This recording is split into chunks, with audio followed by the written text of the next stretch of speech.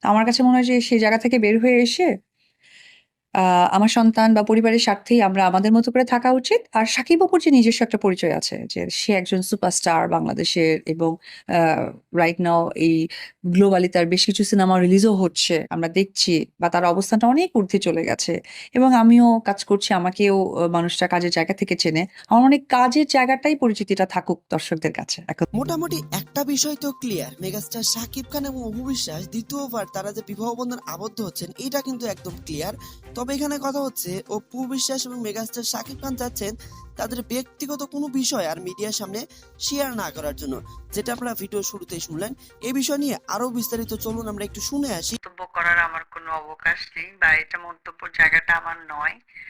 আর আমার fan follower বা শাকিব খানের ফ্যান ফলোয়ার এত লং টাইম আমাদের কাজ দেখেছে বা এইভাবে আন্তরিকতা করে নিয়েছে। একটা সময় তো ধরেন আমাদের দুজনের সিনেমার বেশি রিলিজ হতো এবং আমরা করতামও তাই। 2009 থেকে ভুল না করলে 9 থেকে 15 পর্যন্ত শাকিব অপুর মানে একটা পরপর সিনেমা ছিল। তো এই যে এত কন্টিনিউ কাজ এবং কন্টিনিউ কাজের কারণে হয় কি দর্শকদের কাছাকাছি বেশি থাকা যায় এবং তারা আমাদেরকেই তখন পরিবারের একজন মনে করতে শুরু করে যায়।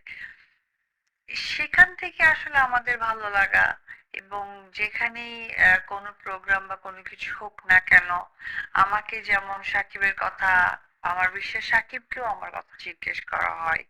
এটা আসলে কাজের জায়গাটা এবং কাজের পরিসীমাটা অনেক বেশি, সময়টা অনেক বেশি, তার জন্য হয়তো কাজের জায়গাটা যখন প্রকাশ পাবে তখন সকলেই দেখবে। তো কাজের জায়গাটা প্রকাশের জন্য অপেক্ষা করতে হবে বা কাজের জায়গাটার জন্য একটা পরিবেশ তৈরি করতে হবে।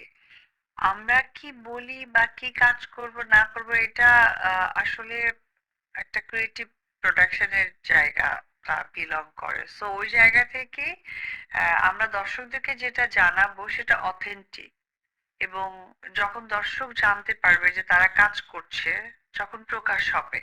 সো এই বিষয়টা আসলে ওইভাবে বলার কিছু নেই, এটা সময়ের সাথে মানুষ জানতে পারবে। আমি তো সংসারী হতে কেমন লাগে এই প্রশ্নটা আসলে ব্যাখ্যা একটা মেয়ে মানুষ বাঙালি মেয়ে কি দিতে পারবে জানি না। তবে বাঙালি মেয়েদের ক্ষেত্রে স্বামী, সংসার, সন্তান এটা হচ্ছে গিয়ে সর্বোপরি প্রথম পরিচয়। তো যেহেতু আমাদের সন্তান আছে, সুতরাং সন্তানের পজিটিভ চিন্তাধারা বা সন্তানকে সুন্দরভাবে গড়ে তোলার লক্ষ্যটাই আসলে প্রত্যেকটা প্যারেন্টস এর থাকে। তার ব্যতিক্রম আমি বা শাকিব খান আমরা কেউ না, বা শাকিব খানের ফ্যামিলি সহকারে। এইটাই, তাছাড়া আমার ব্যক্তিগত জায়গাটা আমি আসলে আর ওইভাবে মানে ক্যামেরায় বা দর্শকদের সাথে আর এত কিছু শেয়ার করতে চাই না, কারণ শাকিব খান অপু বিশ্বাস নামের সাথে কাজের জায়গাটা জড়িত আছে, যে আমরা এত কাজ করেছি সেখান থেকে দর্শক কিন্তু জানে। তারপরে ব্যক্তি জীবনে যে টানপোড়েনটা গেছে সেটাও অনেকটা জেনে গেছে, কিন্তু সামটাইম হয় কি জানতে গিয়ে বেশি জানা যাচ্ছে। তো আমার কাছে মনে হয় যে সেই জায়গা থেকে বের হয়ে এসে আমার সন্তান বা পরিবারের স্বার্থেই আমরা আমাদের মতো করে থাকা উচিত। আর সাকিব অপুর যে নিজস্ব একটা পরিচয় আছে যে সে একজন সুপারস্টার বাংলাদেশের এবং রাইট নাও এই গ্লোবালি তার বেশ কিছু সিনেমা রিলিজও হচ্ছে, আমরা দেখছি বা তার অবস্থানটা অনেক ঊর্ধ্বে চলে গেছে এবং আমিও কাজ করছি, আমাকেও মানুষটা কাজের জায়গা থেকে চেনে। আমার অনেক কাজের জায়গাটাই পরিচিতিটা থাকুক দর্শকদের কাছে এখন থেকে। শাকিব খান অ্যাডাল্ট এবং বুদ্ধিমান মানুষ এবং পরিপক্ক এবং আমার থেকে বিশেষ করে অনেক বেশি এক্সপিরিয়েন্স একজন মানুষ। সুতরাং সেই জায়গা থেকে আসলে এটা তাকে প্রশ্ন করেন, এটা ভালো উত্তরটা তার থেকে পাবেন। আমি তো আসলে এর উত্তর দেবার কেউ নই। আমার বড় হচ্ছে কোথায় কোন স্কুলে এটা আসলে পারিবারিক ব্যাপার। সো আচ্ছা, সেফটি এন্ড সিকিউরিটির জন্য আমার কাছে মনে হয় যে এটা দর্শকদেরকে অ্যাজ এ মা জানানোর প্রয়োজন মনে করছি না। লাল শাড়িটা তো আমার আহ, নিজের প্রোডাকশনের ছিল। এটা গত বছর কুরবানি ঈদেতে রিলিজ হয়েছিল, অনুদানের চলচ্চিত্র ছিল। আর এরপরে আমার এবছর ফেব্রুয়ারিতে দুটো সিনেমা রিলিজ হয়েছে। একটা ট্র্যাপ, আরেকটা হচ্ছে ছায়াবৃক্ষ।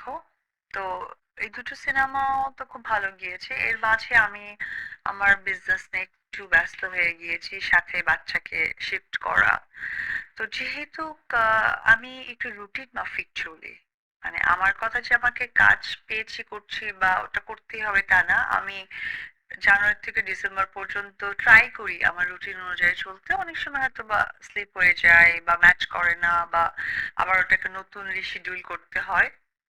বাট আই ট্রাই যে আমি অলওয়েজ আমি আমার কি বলে রুটিন নিয়ে কাজ করি। তো সেই জায়গা থেকে সিনেমার ক্ষেত্রে কুরবানি ঈদের পর আমার আহ, নতুন হয়তোবা কয়েকটা সিনেমার শুটিং আপনারা দেখতে পারবেন। তো ওর জন্য আসলে সে প্রিপারেশনটা চলছে, প্রিপারেশনের কাজ চলছে সবকিছু। এই প্রসঙ্গের জন্য আসলে অবশ্যই খুব ভালো একটা, বিশেষ করে এই যে আমাদের লিমিটেড ভাইরা যারা আছেন, যারা অনেক পরিশ্রম কষ্টের মধ্য দিয়ে পরিবারকে ছেড়ে এখানে আছেন দেশের জন্য, পরিবারের জন্য কাজ করছেন। অবশ্যই নিজের জন্য নয়, কারণ দেশ ছেড়ে এখানে যে পরিশ্রম, যে কাজ, কষ্টটা করছেন। তো সুতরাং এটার জন্য আসলে আমার কাছে মনে হয় যে আমি আপনার প্রোগ্রামের মধ্য দিয়ে আমাদের যারা বাংলাদেশের নাম করা প্রযোজক আছেন, যারা কাজ করতে চান বা কাজ করে যাচ্ছেন সিনেমার জন্য, এবং আমাদের যে অনুদানও হচ্ছে সরকারিভাবেও, যে একটা বড় সিনেমা হয়ে গেছে আমাদের বঙ্গবন্ধু, জাতির পিতা বঙ্গবন্ধুকে নিয়ে। তা আমার কাছে মনে হয় যে এটা তো অনেক একটা বড় একটা ক্যানভাস। তার জন্য যদি ওইরকম প্রমিনেন্ট প্রযোজক এবং আমাদের সরকার একগ্রতার, মানে একতা পোষণ করে, আমার মনে হয় যে হওয়া সম্ভব। আর এজ এ শিল্পী আমার কাছে মনে হয় যে তাদের জীবনযাত্রা বা তারা কোথা থেকে কি করে আসছে, এটা কিন্তু, সিনেমা কিন্তু একটা মানুষের জীবনে মানে প্রতিচ্ছবি। সমাজে যা যা হচ্ছে সেটা কিন্তু চলচ্চিত্রের মাধ্যমে তুলে ধরা, মানে হচ্ছে কি সমাজে একটা প্রতিচ্ছবি, যে আমার কোনো একটা ঘটনা ঘটেছে সেটা আমি দর্শকের সামনে তুলে ধরছি।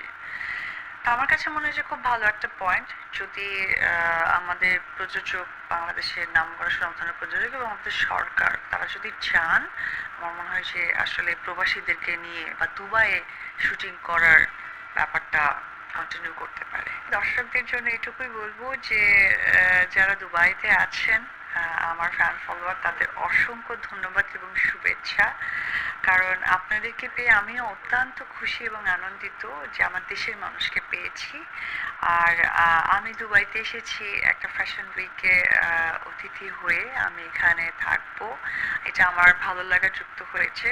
আবার এগেইন আমি ফ্রেন্ডস ভিউ যে অর্গানাইজেশন আছে এবং স্পেসিফিক রবি চৌধুরী যিনি আছেন ভাইয়া,